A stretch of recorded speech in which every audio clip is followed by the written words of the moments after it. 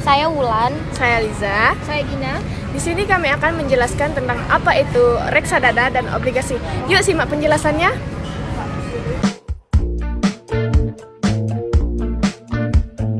Jadi apa sih reksadana itu? Reksadana adalah kumpulan dana dari investor yang ditransfer ke perusahaan bisnis sebagai manajer investasi. Dana ini kemudian menjadi modal investasi untuk ditanamkan dan diperdagangkan di pasar uang dan modal. Keuntungan dari aktivitas perdagangan ini kemudian dibagikan kepada semua investor yang berinvestasi di reksadana. Sedangkan menurut Undang-Undang Nomor 8 Tahun 1995, reksadana adalah wadah yang digunakan untuk menghimpun dana dari masyarakat pemodal untuk selanjutnya diinvestasikan dalam portofolio efek oleh manajer investasi. Keuntungan reksadana secara profesional yang pertama, tidak ada batasan modal minimal atau minimalisasi risiko. Yang kedua, kemudahan pencairan atau likuiditas. Yang ketiga, ada rata-rata lebih tinggi dari inflasi. Yang keempat, ada kemudahan investasi. Yang kelima, ada keleluasaan investasi. Yang keenam, ada keringanan biaya. Dan yang terakhir, ada keringanan pajak. Sedangkan ada dua kekurangan membeli reksadana. Yang pertama yaitu resiko berkurangnya nilai unit penyertaan, dan yang kedua yaitu risiko likuiditas. Cara pembelian reksadana sendiri dapat melalui online seperti Tokopedia, Shopee, dan marketplace lainnya. Bisa juga melalui ATM atau bank seperti BCA, Mandiri, BRI, dan lain-lain. Serta yang terakhir bisa membeli dari aset manajemen Sinarmas. Selanjutnya, yuk sama-sama kita dengarkan penjelasan tentang obligasi dari teman kita. Obligasi merupakan surat hutang yang dikeluarkan oleh pemerintah, baik itu pemerintah pusat maupun daerah, pemerintah negara asing maupun perusahaan asing, atau pemerintah swasta nasional. Surat hutang tersebut kemudian akan dibeli oleh perseorangan maupun sekelompok masyarakat melalui perusahaan investasi, kemudian akan dikelola oleh manajer investasi.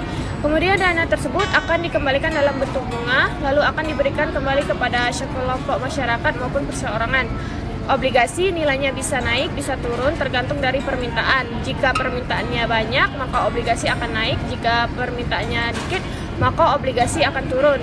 Obligasi ini dapat diperdagangkan oleh masyarakat sehingga obligasi bisa disebut dengan pasar uang. Adapun jenis-jenis dari obligasi yaitu yang pertama ada SBN retail dan yang kedua adalah surat berharga syariah negara atau SBSN. Selanjutnya ada jenis obligasi berdasarkan penerbitan. Ada 5. Yang pertama yaitu treasury bond, yaitu diterbitkan oleh pemerintah seperti oleh Kementerian Keuangan atau oleh BI. BI itu bisa disebut dengan Bank Indonesia. Yang kedua ada corporate bond, yaitu diterbitkan oleh perusahaan. Resiko cukup tinggi apabila perusahaan mengalami rise default atau resiko gagal bayar. Terus yang ketiga ada municipal bond, yaitu diterbitkan oleh pemerintah daerah. Dan yang terakhir ada forex bond, diterbitkan oleh negara lain seperti dalam forex currency, mata uang asing, dan resiko gagal bayar dan nilai kurs. Selanjutnya yaitu ada jenis obligasi berdasarkan simpanan. Yang pertama yaitu ada mortgage bond, yaitu diterbitkan dengan jaminan aset real.